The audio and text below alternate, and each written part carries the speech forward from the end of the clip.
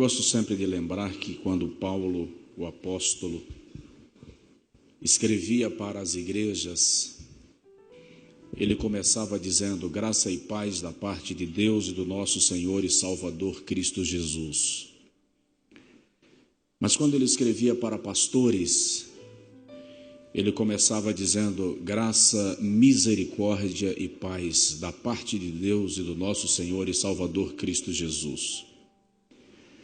Para os filipenses, para os coríntios, para os romanos, para os efésios, para os gálatas, ele escreve graça e paz. Para Timóteo, para Tito, para Filemon, ele escreve graça, misericórdia e paz. Então dá uma olhada no pastor que está do seu lado, na pastora que está do seu lado e diz para ele assim: graça, misericórdia e paz.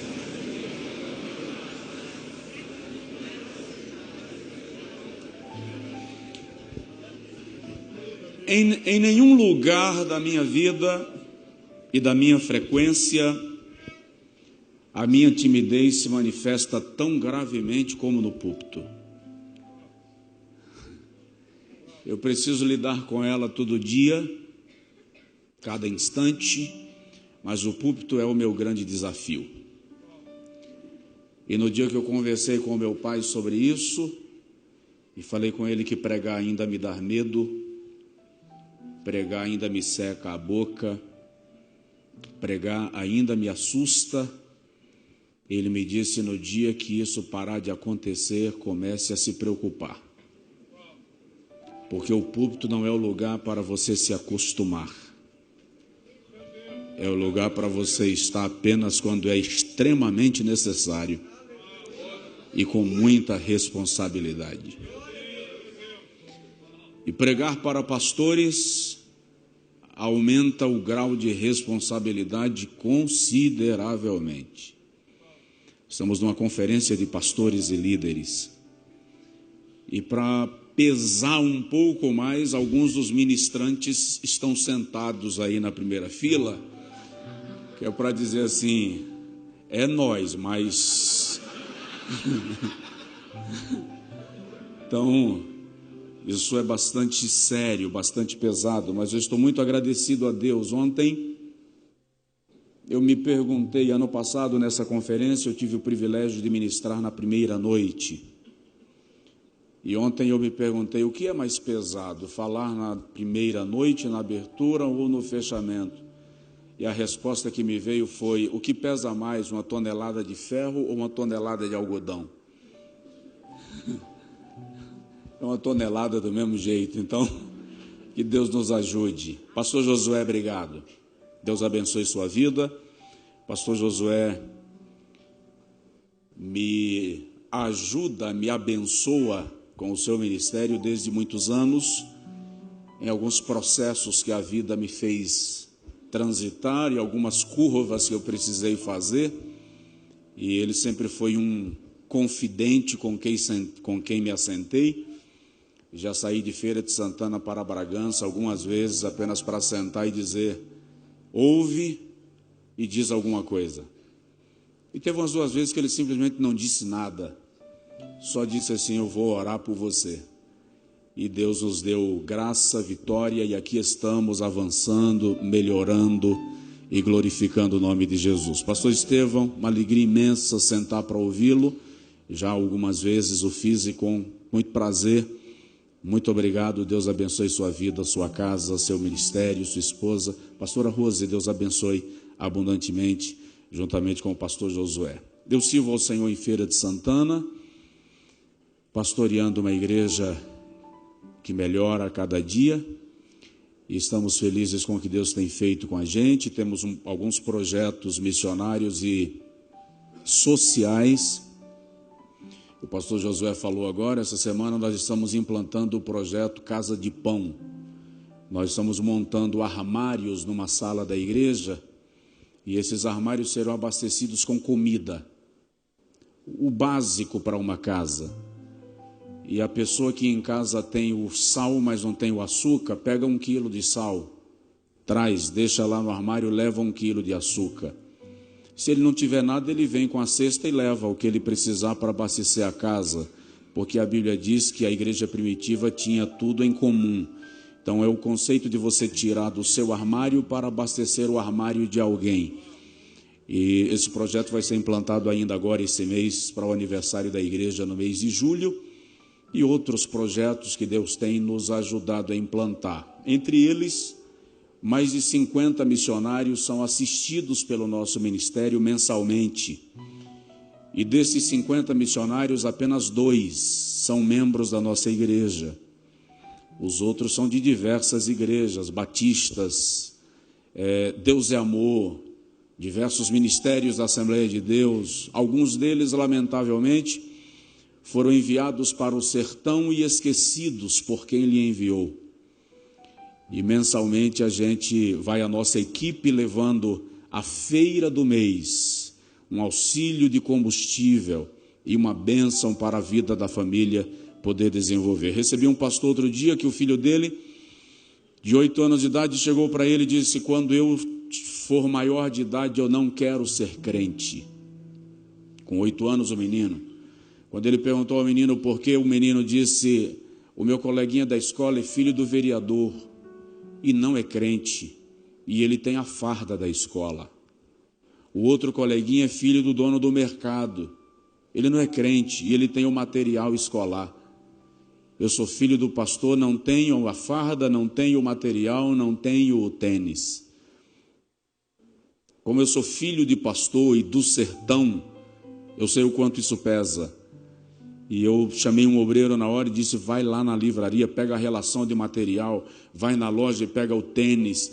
O Jeep estava parado por falta de pneu, levanta aí, compra os 4 pneus do Jeep do pastor, manda ele para casa abastecido, porque o que está em questão não é o ministério dele agora, o que está em questão é a fé do filho dele, que ainda é criança e precisa crer que Deus abençoa aqueles que se entregam a ele. Então, pedimos a sua oração, e na saída nós temos lá os nossos livros, CDs com louvores, as Bíblias em capa preta, capa rosa e capa marrom, tá? Como eu apresentei ontem, falei da versão corrigida fiel, que de acordo com os estudiosos é o texto mais próximo dos textos originais em língua portuguesa. Você pode adquirir. E todo esse material é direcionado para esses projetos. Tá? Todo esse material é direcionado para esses projetos.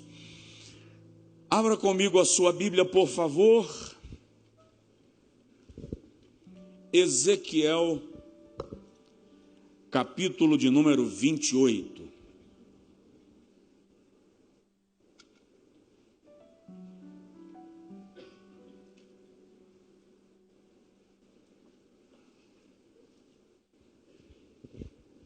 Pastor Josué vai estar com a gente na próxima segunda-feira, lá na Conferência da Família, segunda e terça. Na verdade, ela começa no domingo. No domingo também nós vamos começar uma campanha, toda a igreja fazendo 50 dias de jejum, pelo Brasil, pela igreja, pelas famílias e pelo Brasil. E se você quiser jejuar com a gente, entra lá no nosso site que tem as orientações de como vai funcionar o projeto do jejum. Estamos na oração da meia-noite, e aí eu vou me integrar ao projeto da oração da madrugada, para a gente transformar a oração da meia-noite na oração da madrugada.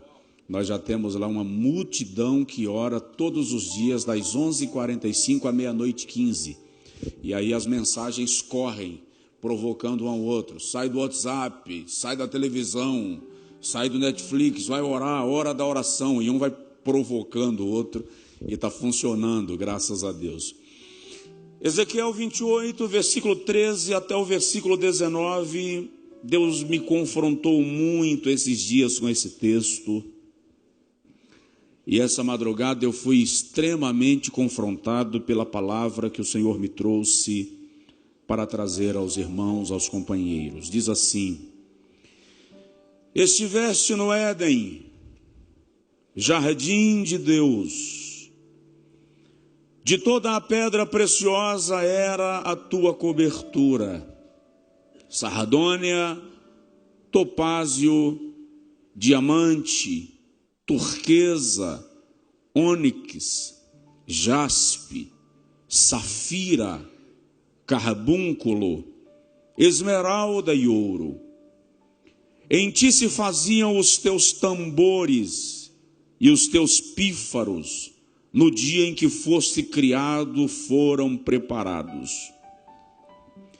Tu eras o querubim, ungido para cobrir, para dar proteção, e te estabeleci. No monte santo de Deus estavas, no meio das pedras afogueadas andavas. Perfeito eras nos teus caminhos, desde o dia em que foste criado, até que se achou iniquidade em ti. Na multiplicação do teu comércio encheram o teu interior de violência e pecaste. Por isso te lancei, profanado, do monte de Deus, e te fiz perecer, ó querubim cobridor, do meio das pedras afogueadas. Elevou-se o teu coração por causa da tua beleza, da tua formosura. Corrompeste a tua sabedoria por causa do teu resplendor. Por terra te lancei, diante dos reis te pus, para que olhem para ti. Pela multidão das tuas iniquidades, pela injustiça do teu comércio, profanaste os teus santuários. Eu, pois, fiz sair do meio de ti um fogo que te consumiu, e te tornei em cinzas sobre a terra, aos olhos de todos os que te veem. Todos os que te conhecem entre os povos estão espantados de ti. Em grande espanto te tornaste, e nunca mais subsistirá. Alguém consegue dizer misericórdia? Coloca-se a mão no peito, por favor, e diga comigo: Senhor Jesus, fala com a gente outra vez. Amém. Querido, se eu fosse dar um tema a esta reflexão nesta manhã, eu chamaria de anjos carentes. Pastores são anjos. Jesus, por algumas vezes, escrevendo às igrejas da Ásia Menor, dirige-se aos líderes daquelas igrejas como anjo da igreja, por causa do conceito de mensageiro ou assistentes da face de Deus. Anjos são mensageiros que assistem diante da face do Senhor. Pastores são mensageiros que servem ao povo de Deus, recebendo direto da face de Deus o que transmitir. A unção é um privilégio, e privilégio impõe responsabilidades. A unção, ao contrário do que muitos pensam, traz problemas. Unção traz problemas. Há problemas que você só tem por causa da unção. Antes de ser ungido para rei de Israel, os problemas de Davi se resumiam a um leão ou um urso de cada vez, de vez em quando. Depois da unção aparece um Golias, e depois de Golias aparece um Saul. A unção muda o nível dos problemas e batalhas pelos quais você terá que passar. Não é por acaso que ela nos capacita para o propósito do ministério. No entanto, a unção também será cobrada, porque a quem mais é dado, mais será requerido. Quem lida com pastores e líderes é aquele que os nomeou. Não importa o que eles façam ou deixem de fazer, terão que cedo ou tarde, no tempo determinado, se deparar com quem lhe ungiu, para prestar contas daquilo que recebeu. O texto de Ezequiel 28 literalmente aponta para a cidade fortaleza de Tiro. Um centro comercial, idólatra, artístico, envolvido, embebido e entornado na prostituição e na idolatria.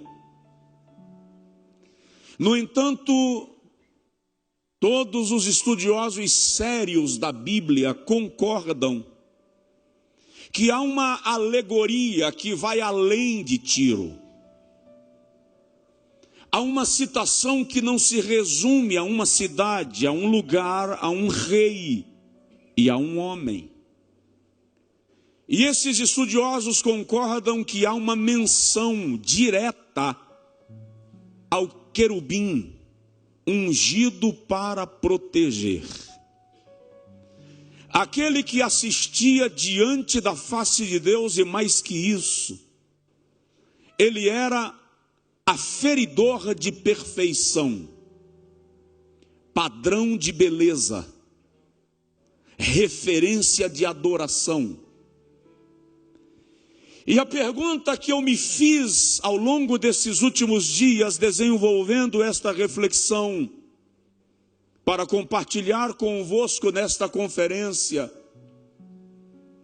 a pergunta que eu me fiz foi: o que faltou ao querubim para que ele se tornasse o que se tornou? O que faltou para ele? Se nós formos analisar, ele assistia direto ao trono de Deus. Aliás, essa é uma dos grandes impasses da teologia e da filosofia da religião. Qual a origem do mal? Como o mal brotou no coração de alguém que estava diante da essência de todo o bem? Então, o que faltou ao querubim, hierarquicamente, ele estava tão bem posicionado no reino da luz, que Miguel, quando se deparou com ele, o arcanjo, não ousou dirigir palavra contra ele. Pelo contrário, disse: o Senhor te repreenda. Em outras palavras, você é páreo para o poderoso, não sou eu que posso lidar com você, mesmo quando ele já havia virado o diabo. O arcanjo Miguel, que em Daniel 10 é chamado de um dos principais arcanjos, quando se dirige para o querubim tornado diabo, não ousou dirigir palavra contra ele. O que faltou a Lúcifer? Ele era maioral entre os anjos.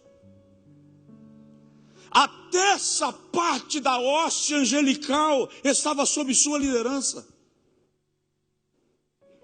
Detalhe, a leitura do texto vai nos mostrar que ele tinha um trono. Elevarei o meu trono. Se tinha um trono, tinha um reino. Era um príncipe. Tanto que, tornado diabo, Jesus o chama de príncipe deste mundo. A sua patente não foi retirada. Paulo o chama de príncipe das trevas, porque no reino de Deus ele era príncipe. Isaías 14, 12 a 14, ele diz: elevarei o meu trono, me colocarei acima das estrelas de Deus, serei semelhante ao Altíssimo. O que leva Lúcifer a esse nível de usurpação era belíssimo.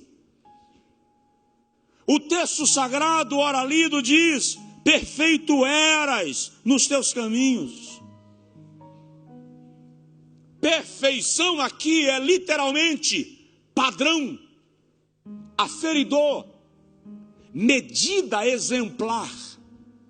Ou seja, o limite da perfeição numa criatura estava no querubim. Reclamar do quê? Por que pecar? Era padrão de adoração.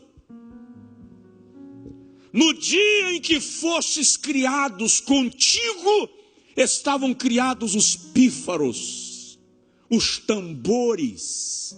Andavas no meio das pedras afogueadas. Uma análise do texto vai mostrar que o mover do querubim era sincronizado com música, adoração, tambores. Havia um mover de adoração e louvor no ambiente onde ele estava. Aliás, se a gente analisar o pé da letra, ele era a própria música.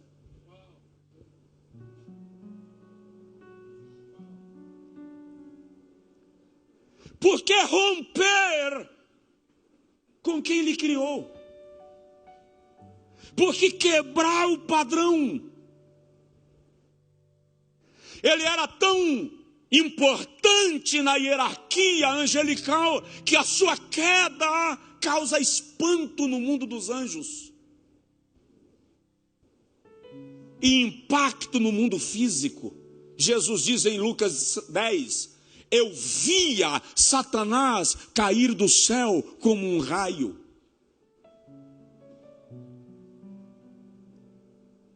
A queda do querubim me ensina algumas verdades. Primeiro, me ensina que não importa quão grande é um ministério ou um ministro, ninguém está acima do risco de tombar.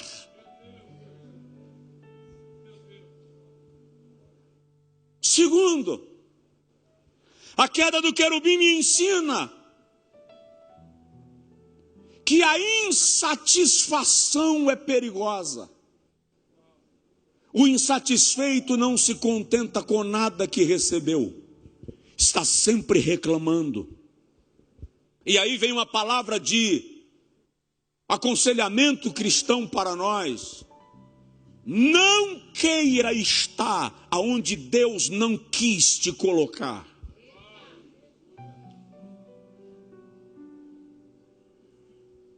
Nem toda proposta boa é uma boa proposta.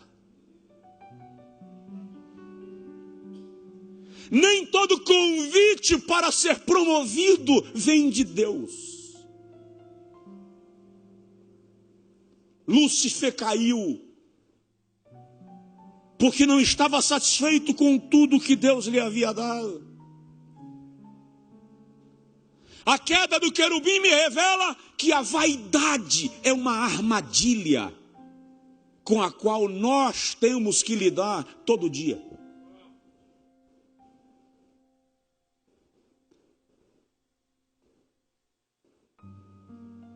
A experiência da queda do querubim serve para nós em algumas coisas. Eu tenho algumas perguntas rápidas para a gente ir para casa pensando nesse final de conferência. E eu não quero ser o estraga alegria. Você foi alimentado, abastecido, nós fomos, nós recebemos. E eu não quero que a pregação A última seja aquela que você diz assim: brincadeira, o cara vem lá da Bahia para me fazer voltar para casa cheio de indagações. Não, a ideia não é essa. Mas a ideia é cada um de nós adquirirmos uma balança.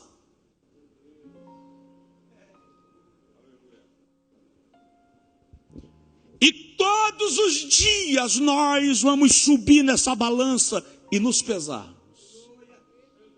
Porque o texto diz: pesado fostes na balança e achado, naquele caso, em falta. Nós precisamos nos pesar. Por quê? Porque pastores são ministros do altar. Pastores lidam com tesouros de Deus, com oráculos do céu. Estamos muito preocupados com o que os liderados pensam de nós. Quando Paulo diz a Timóteo na segunda carta, capítulo 2, versículo 15, assim: procura apresentar-te, não aos membros da tua igreja, mas a Deus, aprovado. O pecado de Saul foi a sua queda por popularidade. 1 Samuel 15 vai mostrar que como Samuel demora a voltar, está escrito assim: e vendo Saul que o povo ia embora, se apressou em oferecer sacrifício. O problema de Saul era a preocupação com o aplauso da multidão. Todas as vezes que o pastor está preocupado com o aplauso da multidão, ele ignora a sua função profética, porque profeta não agrada ao povo, agrada quem lhe chamou.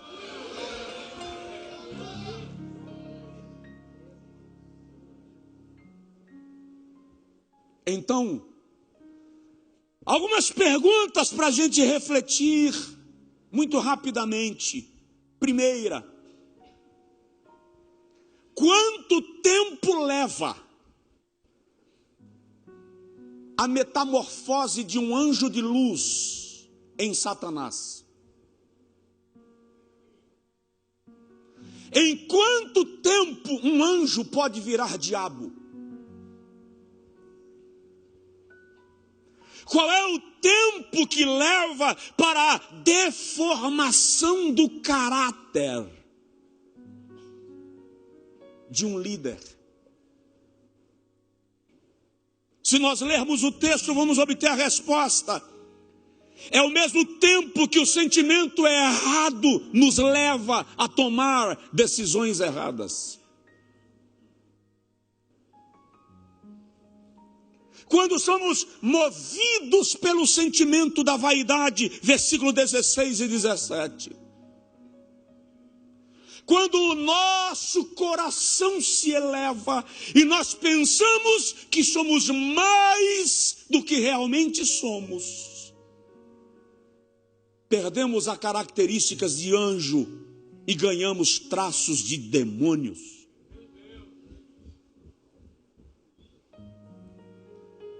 Quando nós que representamos Deus queremos ser mais importantes do que aquele a quem nós representamos, perdemos a graça. Nenhum sentimento humano nos torna mais parecidos com o diabo do que o orgulho. Orgulhar-se de quê? Se o fôlego faltar hoje, por mais que te amem, ninguém te suporta dentro de casa mais do que 24 horas. Esses olhos verdes, azuis, caramelados, negros, vão amarelar. Seu cérebro vai virar uma pasta amarelada que, se demorar muito, vaza pelo nariz. Você é lindo, linda, mas se o fôlego faltar, a pele acinzenta, a sedosidade da pele vira sequidão, incha, cheira mal e ninguém dá conta de ficar perto.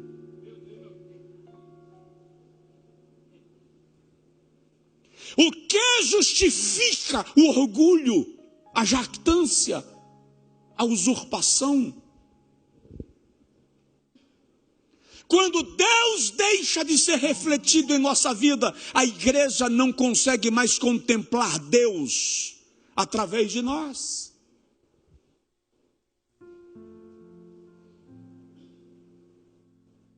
Quando nós deixamos de ser espelhos que refletem a glória, nos tornamos apenas homens naturais. Paulo diz aos Coríntios, segunda carta, capítulo 3, versículo 18, assim: refletindo como espelho a glória do Senhor. A ideia de Paulo ali não é para a igreja olhar para você e ver você. É para a igreja olhar para você e ver reflexo da glória de Deus. Lembra da arca? Feita de madeira de acácia. Quem é a madeira de acácia? Linda na sua coloração, mas dura, tortuosa, cheia de nós.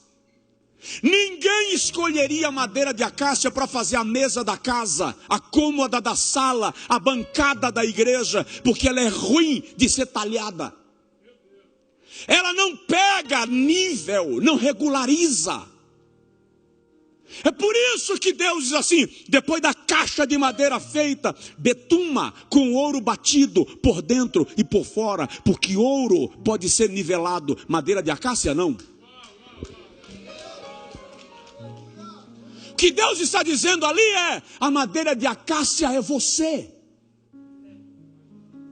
Por melhor que se trabalhe, você não fica ajustado, arrumadinho, no nível perfeito. O que eu faço? Eu pego a minha natureza, ouro, e coloco por dentro, coloco por fora. Quem olha para você não te vê mais, vê a minha pessoa na tua vida.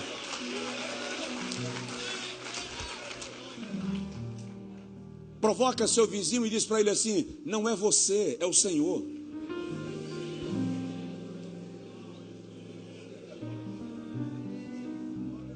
Lembro-me agora do pastor norte-americano, naturalizado norte-americano, de origem judaica, Morris Cerullo. Ele disse que um dia estava orando e falou com Deus assim: eu não gosto de ser Cerullo, eu não me suporto. E Deus perguntou para ele: quem você gostaria de ser, Morris? Ele disse: eu gostaria de ser como o teu servo Moisés, que viu a tua glória, que falou contigo face a face.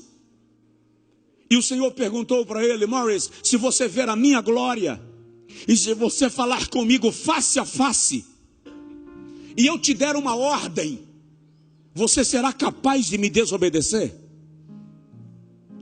E ele disse que respondeu: Senhor, se eu falar contigo face a face, eu nunca te desobedecerei. E o Senhor falou com ele: você não serve para ser Moisés, porque eu mandei ele tocar na rocha e ele a feriu.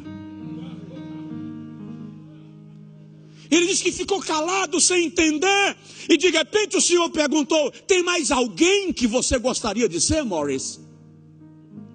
E ele disse: eu quero ser Davi. Porque quando ele dedilhava a harpa, até demônio ia embora. E o Senhor perguntou para ele: Cerullo, você tem coragem de matar um homem e depois casar com a mulher dele? Ele disse: Senhor, o Senhor sabe que eu não mato nem mosca. O Senhor falou com ele: você não está à altura de Davi. Ele mandou matar Urias para tomar Batseba como sua mulher. Ele disse que ficou assustado, porque nunca tinha pensado nisso. De repente o Senhor perguntou: mais alguém? Ele disse: eu quero ser Abraão, o teu amigo, aquele que te para discutir contigo uma decisão que foi tomada pelo céu. E o Senhor perguntou para ele: Morris, vão chegar agora 4 homens da tua casa, eles estão vindo buscar a tua mulher, você vai deixar levar? Ele diz que levantou da oração na hora e disse: só se me matarem primeiro. Deus falou com ele: você não tem capacidade de ser Abraão. Ele entregou Sara para salvar sua própria vida. Morris diz que começou a chorar, sem entender nada, a mente ficou confusa. E o Senhor disse para ele: Morris, você precisa entender que não era Moisés, não era Davi, nem era Abraão que fazia aquelas maravilhas. Era a minha presença com eles que o levava onde eu queria que eles estivessem. Ei, somos apenas a madeira de acácia, e se vamos a algum lugar, é porque Ele nos betumou com ouro batido por dentro e por fora.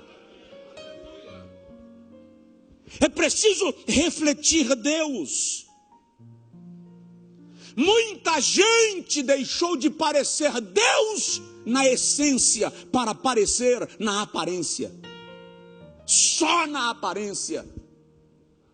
Veste como crente, arruma o cabelo como crente, a figura é de crente. Só que é preciso lembrar que Gênesis 1:26 diz assim: façamos o homem à nossa imagem exterior, conforme a nossa semelhança, essência. Perder a semelhança e manter a imagem não resolve o problema. Porque a imagem tem que ser o reflexo da semelhança. Quanto tempo leva para um anjo virar diabo? Quantos pastores que estão sendo deformados e não estão percebendo?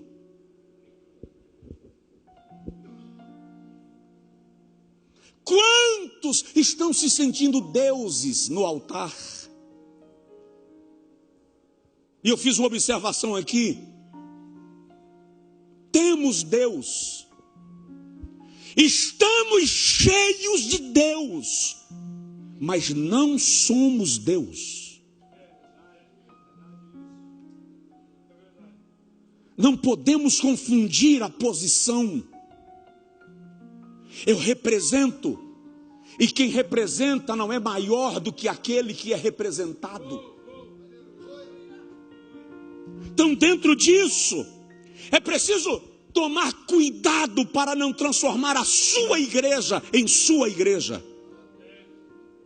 Vou repetir: cuidado para não transformar a sua igreja em sua igreja. Ela não é propriedade nossa.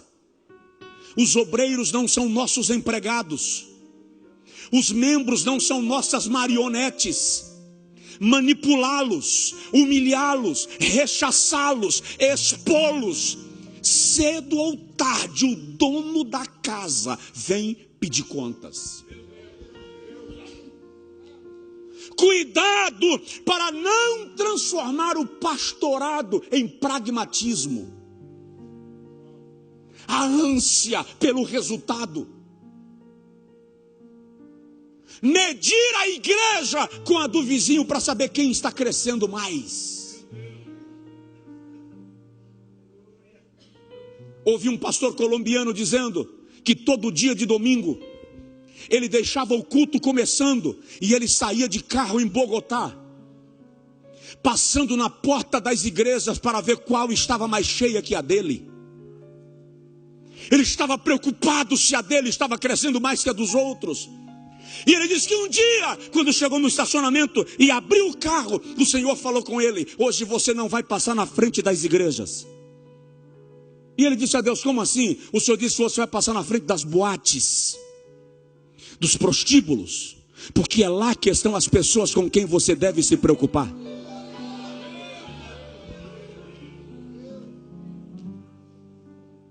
Cuidado para não transformar a sua missão em sua profissão. Pastorado não é profissão, é missão. Cuidado para não transformar o seu ministério em monestério. O dinheiro não é um fim. O dinheiro é um meio. É um instrumento, mas não pode ser a meta. E muitos ministérios ganharam a característica de monestérios. E isso está transformando muito anjo em cão.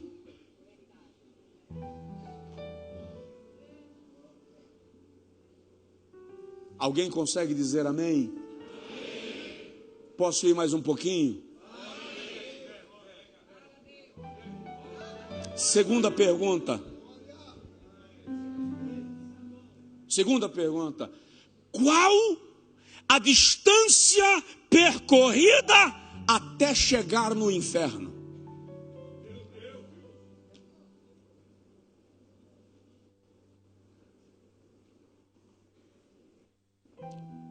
Muito líder está descambando para o inferno sem perceber a trajetória que decidiu percorrer. A velocidade de sair da posição de céu para a posição de inferno é a mesma velocidade da queda de um raio. O seu ministério está sendo construído com suor, lágrimas e às vezes sangue. Mas um lapso te leva para o chão numa velocidade que você nem vê de onde veio a pancada. Daí Jesus dizer: eu via Satanás cair do céu como um raio. Um raio é composto de muita energia. É o encontro de nuvens carregadas que se chocam, mas cai. Um pastor não pode se sentir acima de ninguém. A liderança não me torna maior, me torna mais responsável.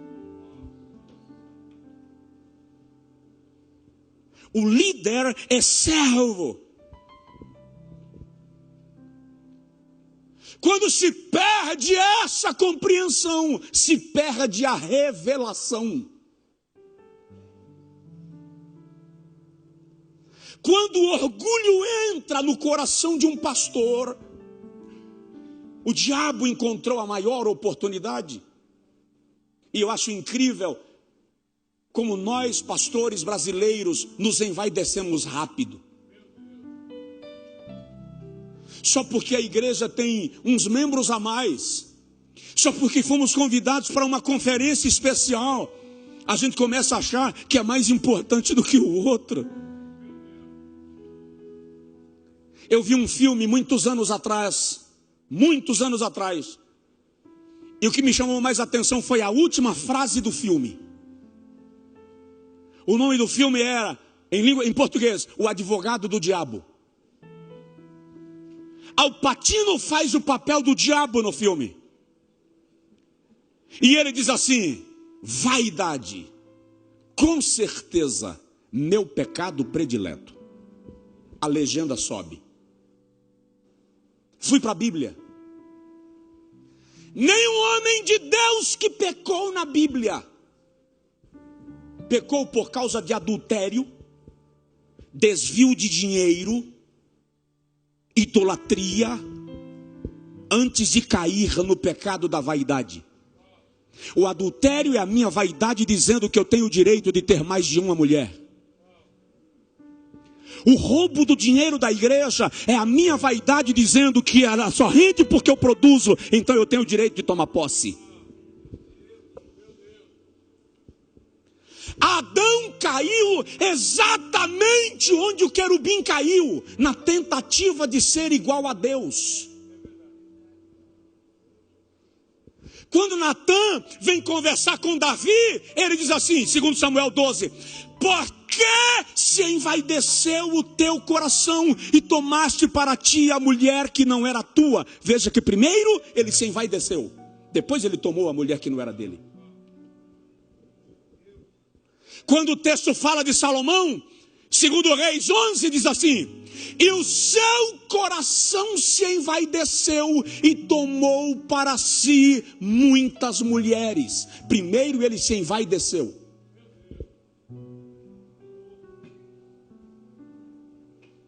Dá um toque no obreiro que está do seu lado e fala assim: cuidado com a vaidade.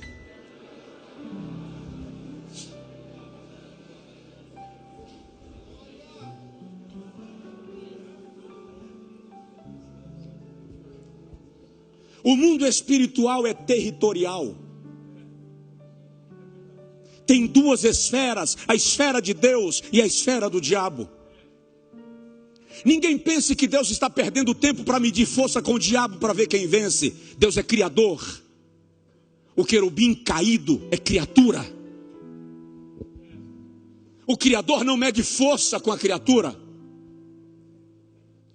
Mas eu e você, meu caro pastor, com todo respeito, carinho, zelo que temos um com o outro, não podemos lidar com territórios espirituais sem antes nos envolvermos completamente com o mundo de Deus. Eu moro na Bahia. Na Bahia ninguém se sente constrangido em dizer que fez um pacto com uma entidade, que bebeu sangue de animal pela manhã,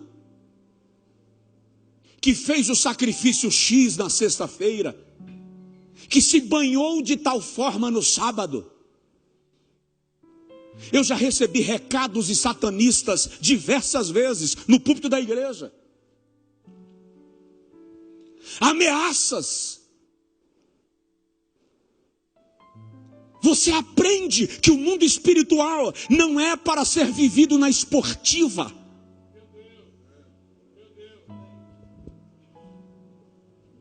Ou levamos o diabo a sério, ou ele nos deixa confusos na estrada e perdemos a rota. Estamos vivendo um evangelho que brinca com os demônios, que subestima a malignidade. Mas isso é real. Tu estás na linha de frente da batalha. O diabo quer lhe alcançar e lhe atingir.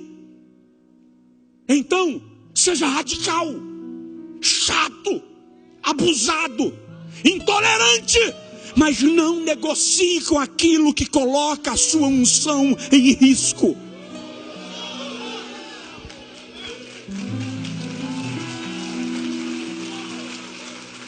Aleluia,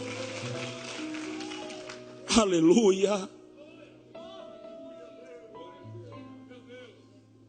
aleluia.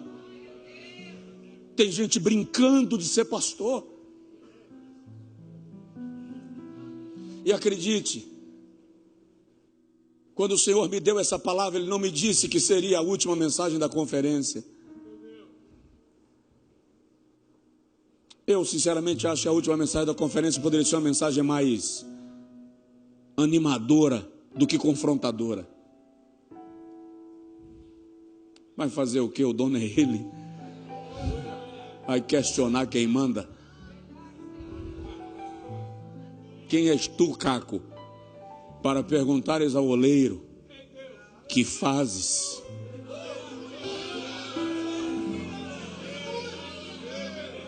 Terceira pergunta, vou agilizar para a gente não passar. Qual é o propósito do seu projeto?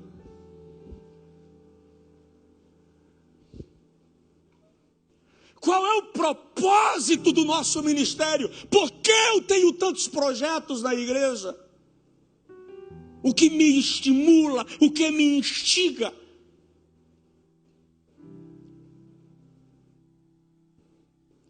Vamos esquecer um pouco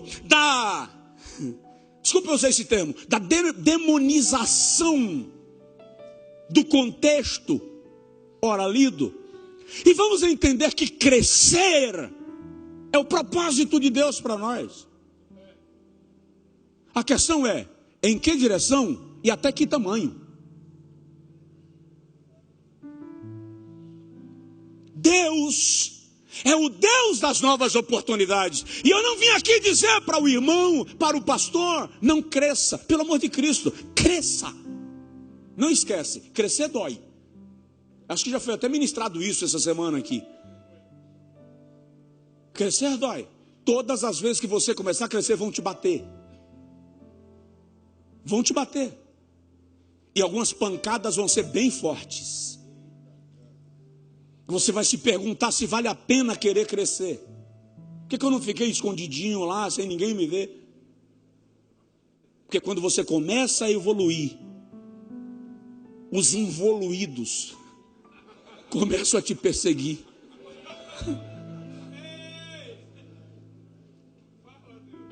O diabo sempre vai usar os miseráveis para confrontar os prósperos. Mas Deus sempre vai levantar prósperos para confrontar os miseráveis. Só que o problema de Lúcifer é que ele esqueceu que só era o que era porque o Criador lhe deu. Não esqueça que só estamos aqui porque o dono da causa nos quis aqui. Ei, sabe aquele bebum que cai na calçada da igreja que o senhor pastoreia? Ele não é pior do que nós em nada. Então, para Deus tirar ele de lá e trazer para cá, ele não precisa de esforço e desespero.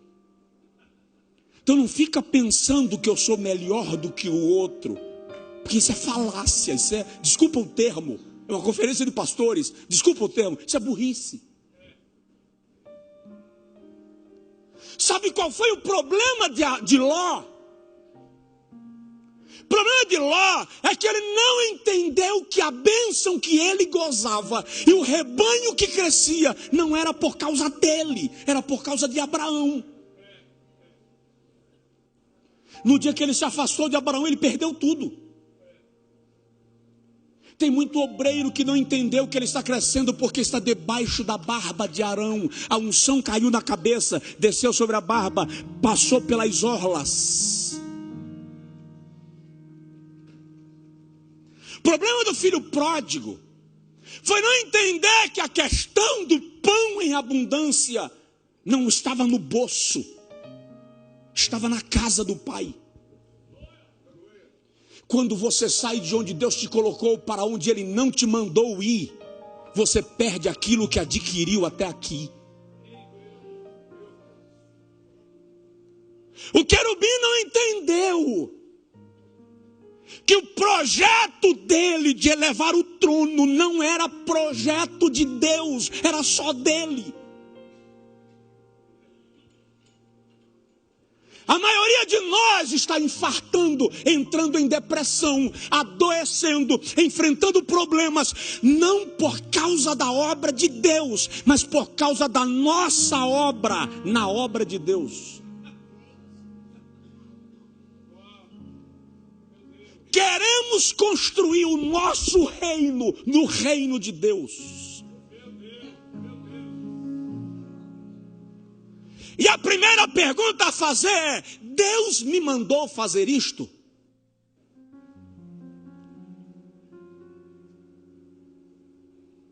Porque se Deus não mandou entrar nisto, é uma fria. Recua. Mas recuar, pastor, o que é que vão dizer de mim? Vão dizer que você ouviu Deus. Lembra da experiência do pastor Estevão ontem? Chegou na Santa Ceia, igreja cheia. Queridos, não estou em condição. Não tenho condição de ministrar a ceia. Eu não estou bem. Isso é humanidade. Recuar é humanidade. É admitir que há momentos que não dá para avançar. E Deus está dizendo: para que eu te respaldo.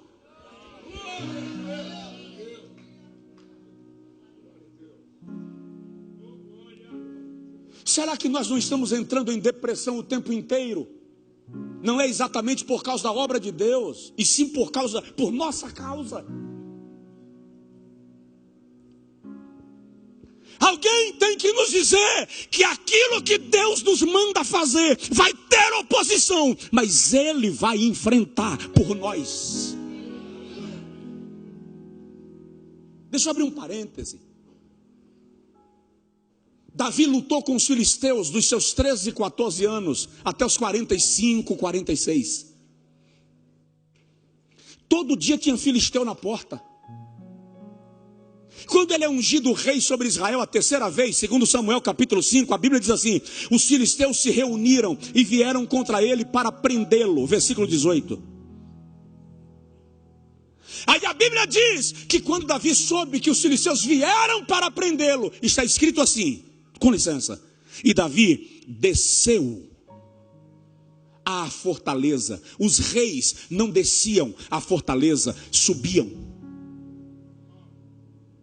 A fortaleza de Davi não é na torre, é na caverna. E quando ele chega lá, ele pergunta para Deus assim: eu devo ir contra os filisteus? E o Senhor disse: vai. E ele perguntou: e o Senhor vai me dar vitória? O Senhor disse: darei. Ele foi, batalhou e venceu. Os filisteus que sobreviveram foram embora. Um ano depois está escrito assim: e os filisteus reuniram todas as suas forças e vieram contra Davi para matá-lo. Na primeira vieram para prendê-lo. Foram derrotados, agora vieram para matá-lo. Piorou a coisa. Davi venceu ano passado. Poderia ir de novo sem perguntar nada, mas está escrito assim: e Davi, sabendo que os filisteus subiam contra ele, desceu à fortaleza e chorou. Na primeira vez ele desce e pergunta, na segunda ele desce e chora. Aí ele pergunta a Deus: eu devo ir contra os filisteus? E o Senhor disse: não. E ele pergunta a Deus: eu faço o quê? Fosse na Bahia, a resposta era: vaza.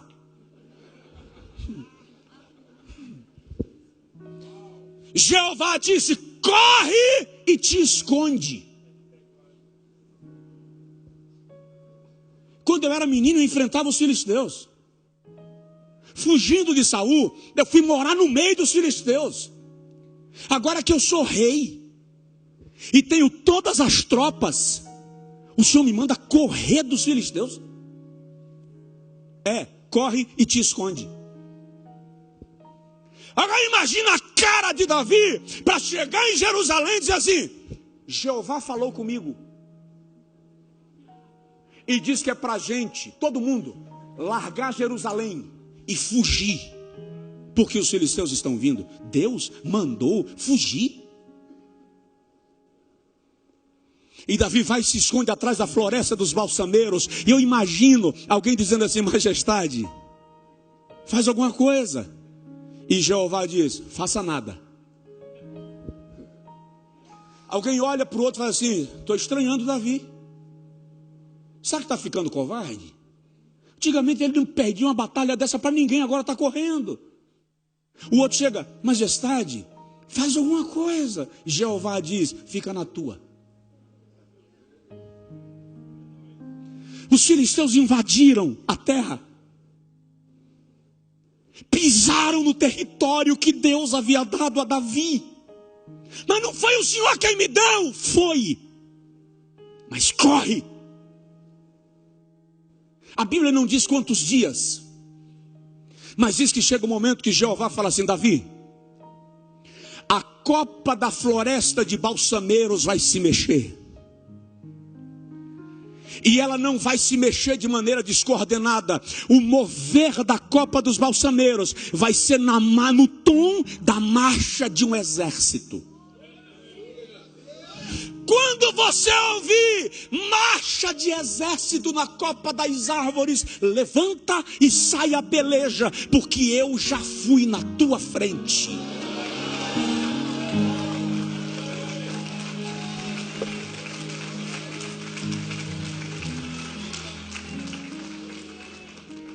Ninguém entendeu nada quando as árvores começaram a marchar. E o vento soprava e a copa das árvores marchavam. Davi levantou e disse: agora é a hora. Pode ler o texto bíblico, por favor. É a última vez que os filisteus aparecem em Jerusalém. Por quê? Porque o Senhor diz assim: eu vou na frente para derrotar os filisteus. Presta atenção, quando você vence, o seu inimigo se reorganiza e volta. Quando Jeová vence, ele vence definitivamente.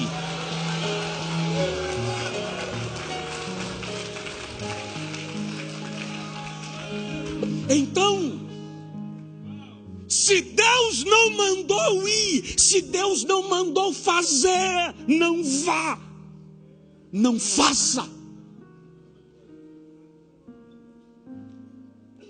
Ainda que alguém lhe chame de covarde.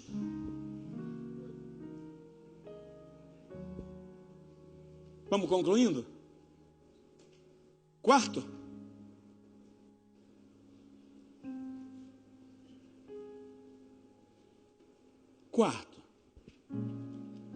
Por que Lúcifer não se arrependeu?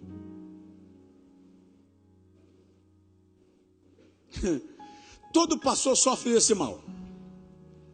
Aquele obreiro gerado aos seus pés, aquele irmão que chegou em sua casa encardido, arrebentado, e você deu banho e curou, te deu um drible, te deixou para trás e foi embora, e você fica naquela esperança assim: não, ele vai perceber que fez uma besteira e vai voltar. E demora a cair a ficha e perceber que não é para voltar. Eu disse isso na conferência passada: não peça para que fique com você aquele que já decidiu ir embora, porque se ele resolver ficar, ele vai te dar problema. Ele não está mais com você. Ele ficou porque você aumentou o salário, porque você melhorou a condição de vida, mas o coração dele não está mais lá. O obstinado não se arrepende. O obstinado não encontra lugar de arrependimento. É só ler Hebreus 12.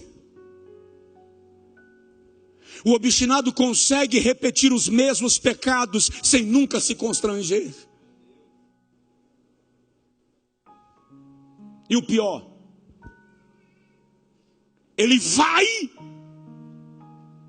mas de vez em quando aparece. É só ler Jó 1. Os filhos de Deus se apresentando a Deus, lá está Satanás no meio deles. Não tem filho, se mistura com os filhos dos outros. É infrutífero. Você já parou para perceber? A parábola do trigo e do joio. Eu já vi muito pregador dizendo, e eu também já disse, que quando os trabalhadores chegaram para o dono da fazenda e disseram, lançaram joio na terra, e ele disse: deixa crescer juntos. E no dia da colheita a gente joga o joio no fogo e o trigo no celeiro. Muita gente diz que é porque trigo e joio são tão parecidos, que o fazendeiro temeu que alguém, na euforia de arrancar o joio, terminasse arrancando o trigo também. Mas presta atenção, não era Josué. Eles eram trabalhadores do trigo. Eles conheciam trigo e joio, sabiam diferenciar. A questão é que joio não tem raiz profunda. Como joio não tem raiz profunda, presta atenção nessa, que essa vai esclarecer, trazer luz para alguns conflitos.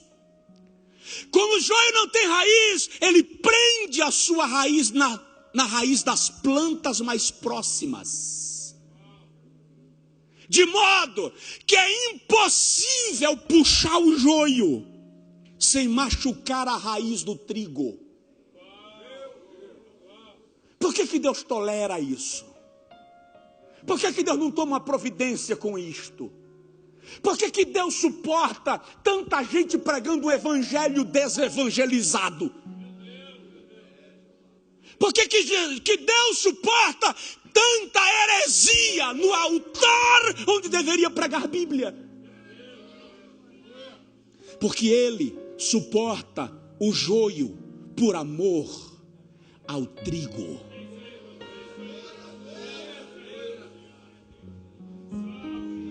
Mas no dia da colheita,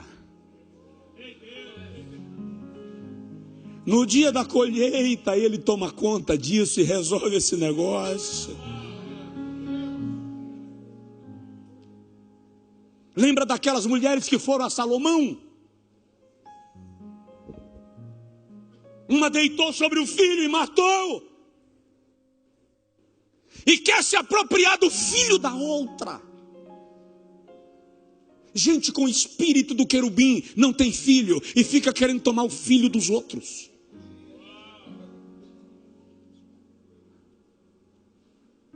É preciso vigiar acerca disto. Não há arrependimento nesse tipo de gente. Não queira forçar alguém se arrepender. Porque o arrependimento é um ato de dentro para fora, não de fora para dentro.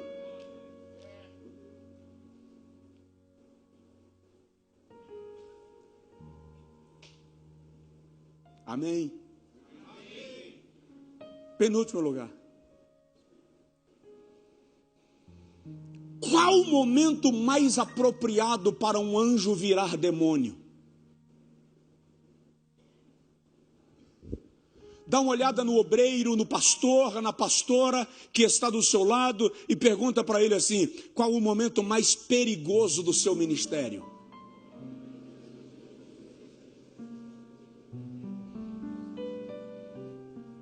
A resposta: quando está tudo dando certo.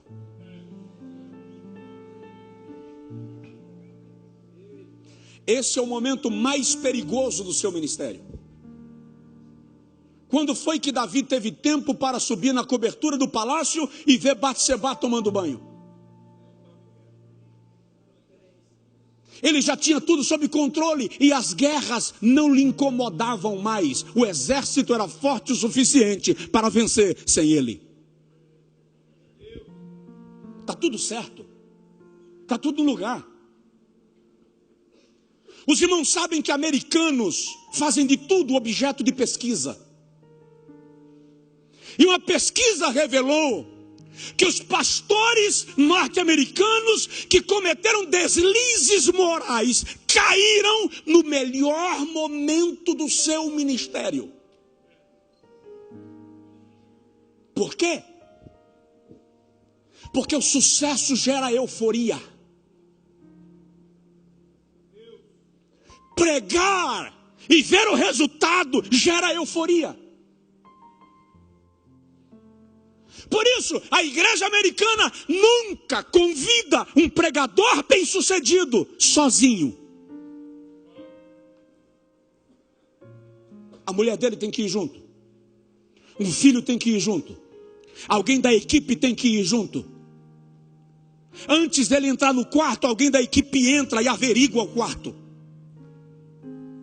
Por causa do perigo do sucesso, ao contrário de nós, é só ler o Novo Testamento.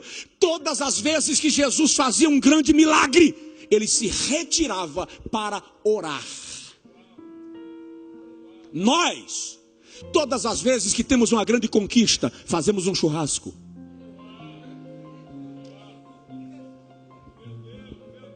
Colocamos nas redes sociais, porque todo mundo tem que saber que está tudo dando certo.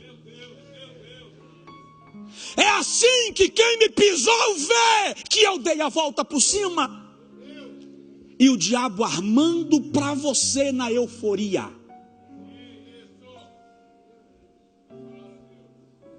Quem lhe pisou vai saber que Deus lhe honrou. Não porque você passou na cara, mas porque há um princípio. Preparas uma mesa perante mim. Onde? Na presença dos meus inimigos. Ei, quem vai comunicar a tua vitória não é você. O próprio Deus vai fazer quem te pisou ficar sabendo que Ele te fez vencer.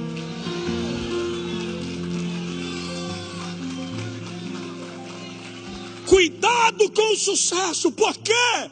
Porque ser grande é mais perigoso do que ser pequeno. Pastor Estevão Fernandes pregou ontem sobre Naamã. Naamã quase perde a bênção só porque era importante demais.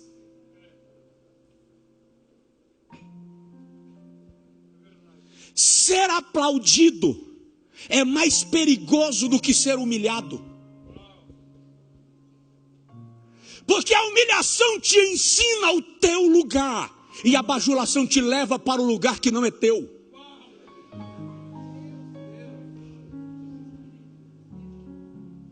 Cuidado com o sucesso. Não é pecado dar certo. Não é pecado ver resultados. Nós é que falhamos com o sucesso, quando em vez de nos recolhermos, nos expomos. O momento mais perigoso da vida de um ministro é o momento em que tudo está dando certo.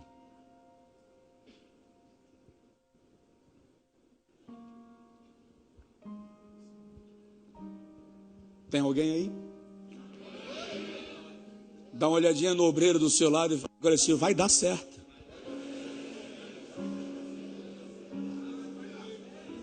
Agora diz para ele assim: mas fica atento para não pôr tudo a perder.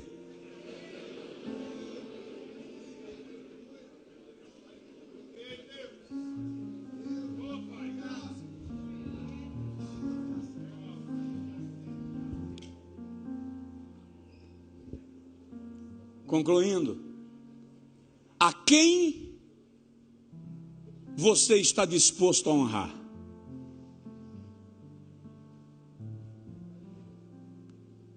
O querubim esqueceu que a honra que ele oferecia ao Criador não era dele, era a honra que o Criador já havia depositado sobre ele. O teu futuro é determinado por aqueles a quem você decide honrar. Honra é o primeiro mandamento da Bíblia que vem acompanhado com promessa.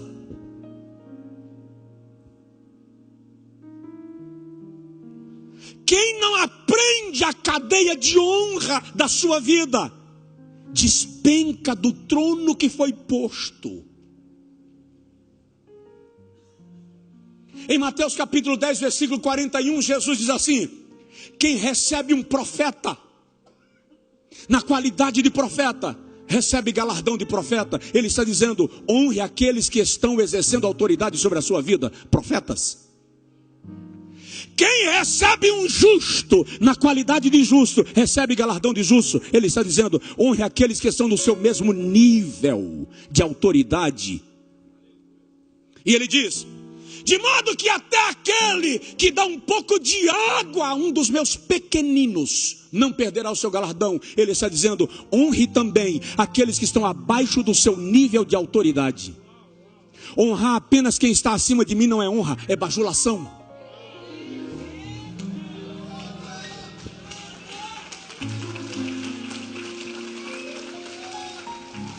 Quem honra, honra quem está acima, honra quem está no mesmo nível e honra quem está em nível de liderado.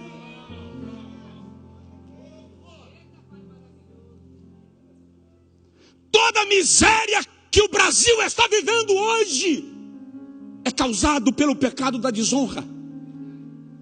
Uma herança que o querubim caído trouxe para nós. Se a igreja não aprender a honrar o seu pastor, se o pastor não aprender a honrar a igreja que ele cuida, se o cônjuge não aprender a honrar o seu cônjuge, se pai não aprender a honrar filho e filho honrar a pai, a cadeia de honra é quebrada e alguém vai despencar nessa viagem.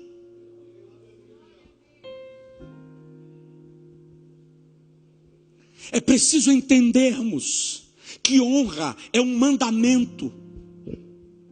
Honra, antes de ser uma colheita, é uma semente. Quer ser honrado? Honre. A queda de Lúcifer está na falta de honra. Ele não honrou quem lhe deu a posição. Eu recebi um pregador um dia na nossa igreja. E não é todo dia que o pastor da igreja está com disposição física e mental para ir jantar depois do culto.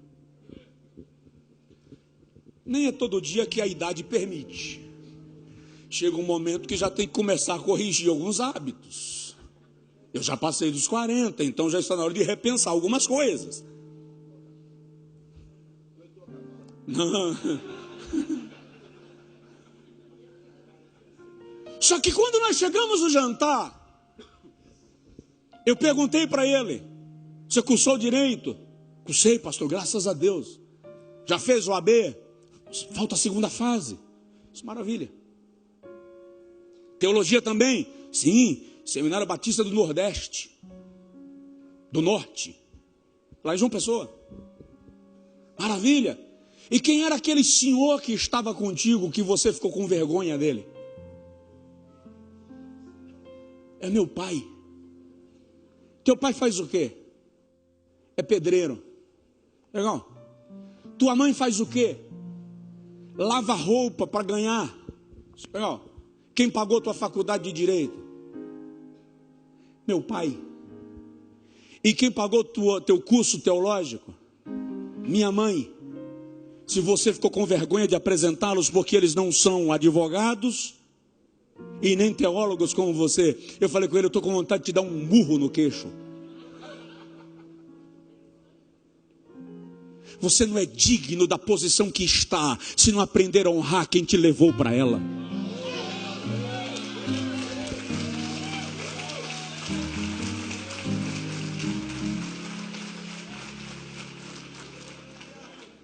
Aprenda a honrar, pratique honra. Saia dessa conferência decidido a honrar.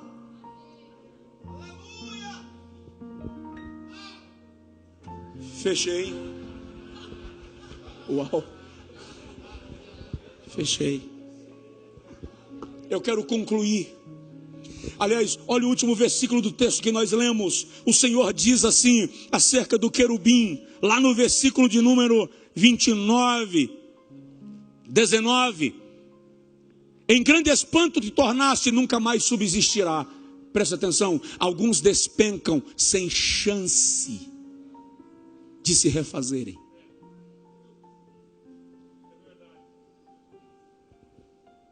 Mas a palavra que eu recebi de Deus essa madrugada para a sua vida está em 2 textos. Nos 2 textos o Senhor está dizendo que Ele vai nos dar um tempo para corrigirmos os nossos desvios. Preste atenção nisso. Sansão era nazireu. A vida de Sansão virou um inferno.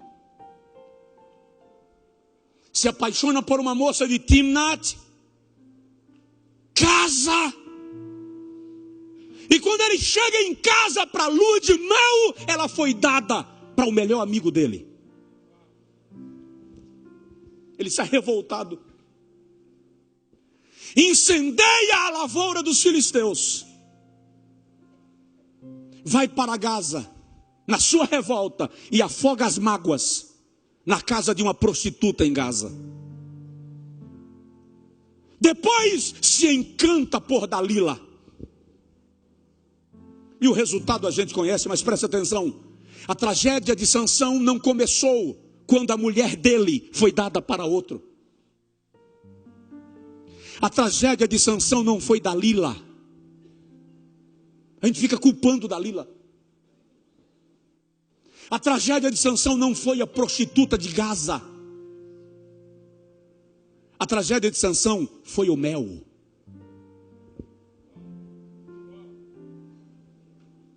Diz aí para o irmão do seu lado, a tragédia de Sansão foi o mel.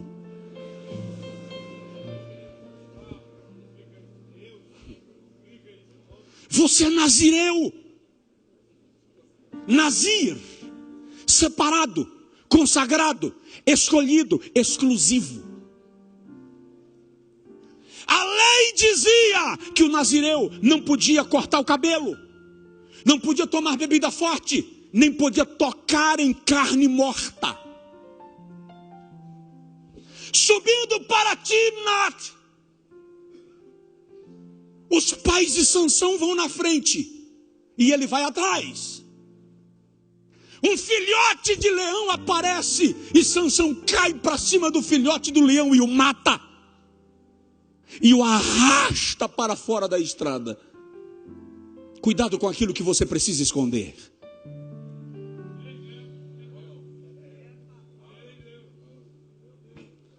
Passa uma semana em Timnat e volta.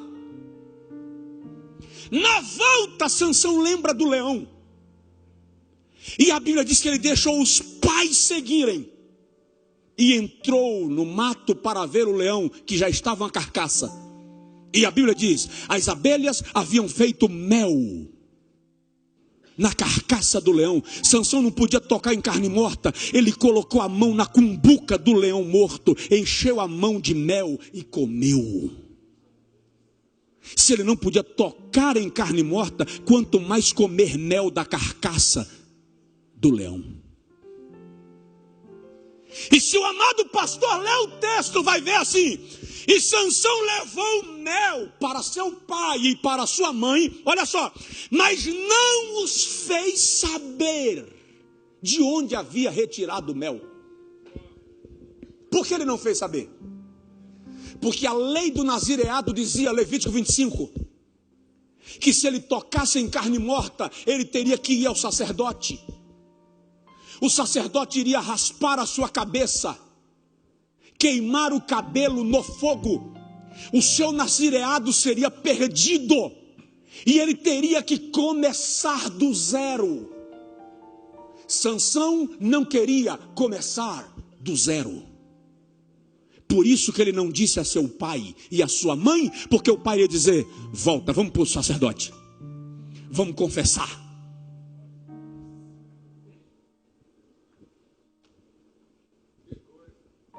Pode ler o texto. Todas as tragédias de Sansão começam depois do mel. Ei, é mel, é doce, mas é de carne podre.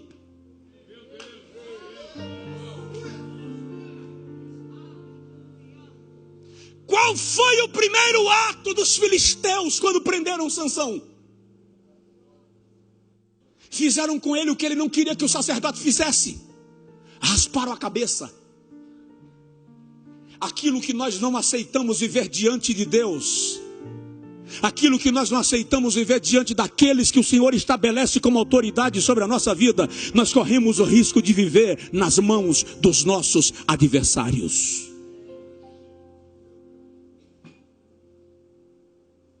Sansão teve a segunda chance, mas precisou passar pela tragédia que, se ele tivesse corrido antes, não teria passado.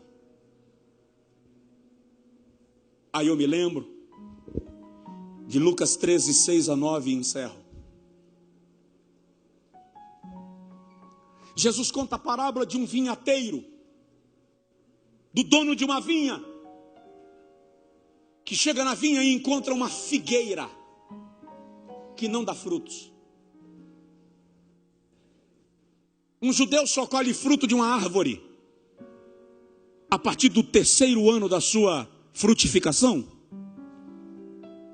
E ele diz assim: eu já vim aqui há alguns anos para colher fruto dessa figueira e ela não produz. O que ela está fazendo na minha vinha? Ocupando o terreno? Sugando nutrientes? Corta. Diga comigo, há uma ordem de corte. Sabe, na empresa, quando corre a notícia que vai haver corte, tem figueira que já está com o machado posto à raiz. Tem uma ordem de corte. Mas o vinhateiro entra e diz assim: Senhor, me dá mais um ano. Dá uma segunda chance. Eu vou cavar em torno dela. Vou colocar esterco. Se daqui a um ano ela não frutificar, o Senhor corta. Mas aguenta mais um ano. O que é esterco? Cocô de animal. Fede. Cheira mal. É sujo. O que é esterco no ministério? Traições, calúnias, frustrações, abandonos. São estercos. Mas presta atenção. Para quem ia ser cortado, esterco está de bom tamanho.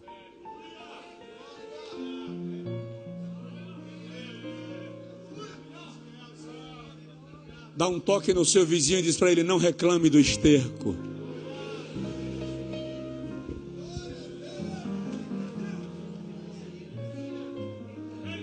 Deus só está permitindo esterco na sua raiz para que o machado seja retirado. Mais um ano. Nós vamos renovar com Deus o nosso propósito neste final de manhã. Não sei quantos virão à conferência de 2019, mas Deus está estabelecendo um tempo para a minha vida e para a tua. E Ele está dizendo: eu vou te dar mais um ano, para você corrigir essas coisas que te afastaram de mim. Para você corrigir essas coisas que mudaram teu foco, que te tiraram da oração, do jejum e do quebrantamento. E se você se posicionar onde eu quero, eu afasto o machado e você produz. E você produz. Essa vinda a esta conferência é a visita do dono da vinha. Ele está passando aqui desde terça-feira e está procurando frutos na figueira, em mim e em você.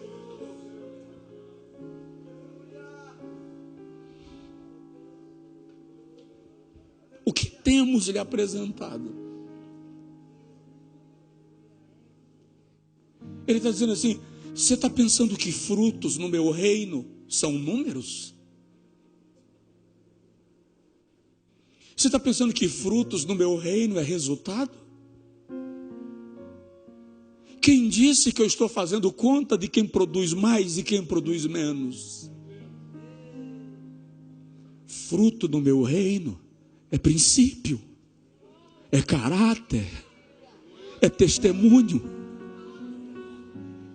E eu estou investigando a videira e procurando fruto nela. Ia ser cortado. Mas o Espírito Santo, que é o vinhateiro, olhou para o dono da vinha e disse assim: Senhor, ele veio para inspeção. Ele sentou aqui, ouviu a palavra, está se corrigindo. Ele já fez pactos e pactos. Em cada pregação ele fez um voto, ele fez um pacto, ele prometeu que ia mudar. Dá mais um ano. Dá mais um ano, porque eu vou cuidar dele. Eu vou mexer em algumas coisas da vida dele. Ei,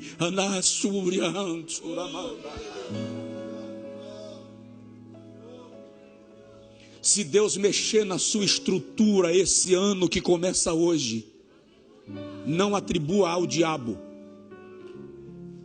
Porque muitas vezes Deus mexe na nossa estrutura para salvar o nosso caule. Ele pode mexer no âmago.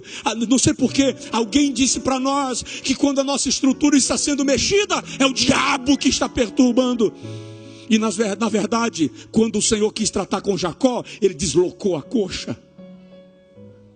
A base, a firmeza. O que Deus estava dizendo ali, para se relacionar comigo, Jacó, você não pode confiar na sua capacidade e na sua força. O que Deus estava dizendo era: Jacó, quem se encontra comigo, sai marcado. Moisés, tira as sandálias dos teus pés. No Sinai, 60 graus, cheio de pedras. Porque quem anda comigo, Moisés, anda diferente. Não confia na sua base, não confia na sua plataforma. Quem anda comigo depende de mim.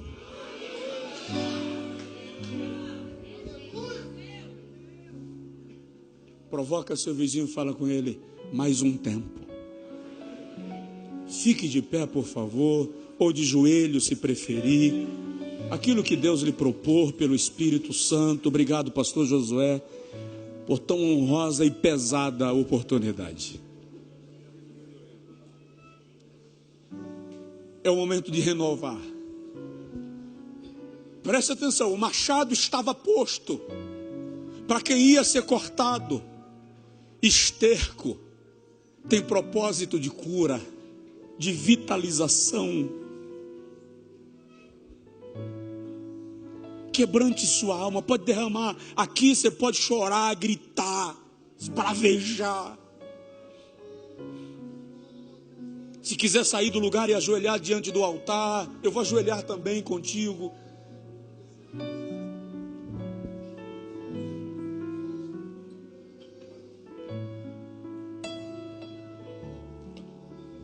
Ninguém aqui é obra pronta, obra terminada.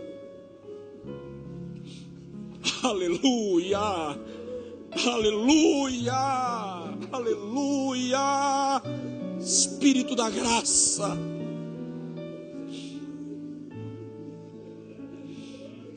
Espírito da graça, vinhateiro da nossa alma. Só fomos preservados porque o Senhor decidiu investir em nós.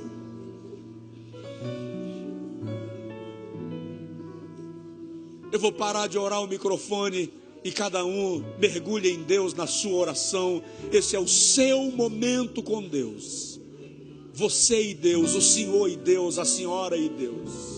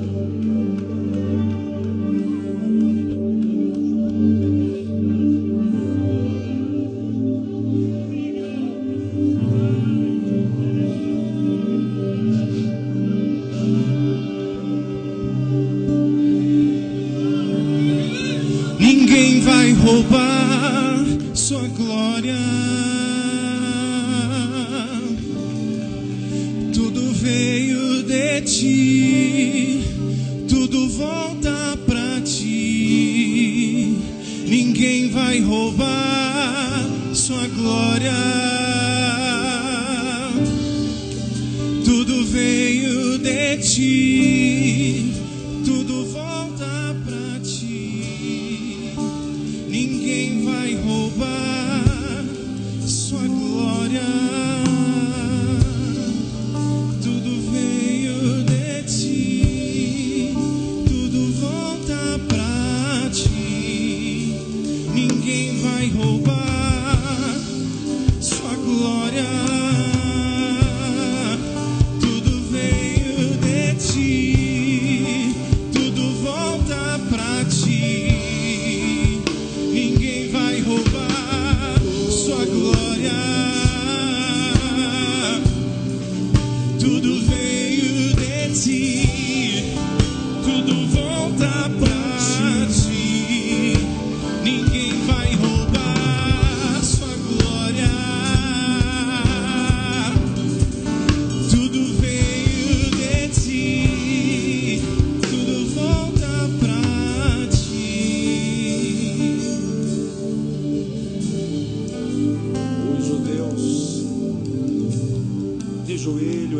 Sentado. Hoje o Deus tem uma oração.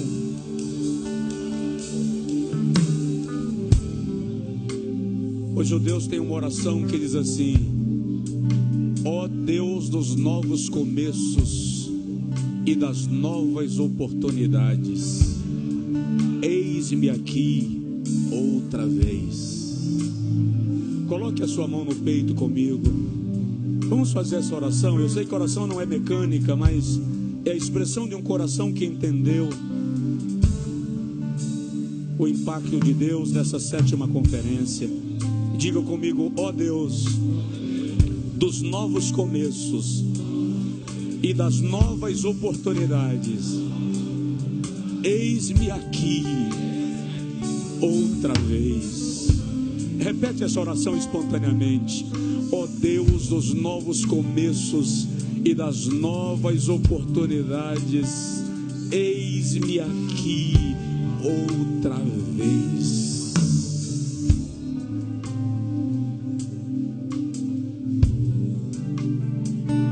Dá um abraço, um aperto de mão do pastor que está aí do seu lado. Estamos juntos, estamos juntos.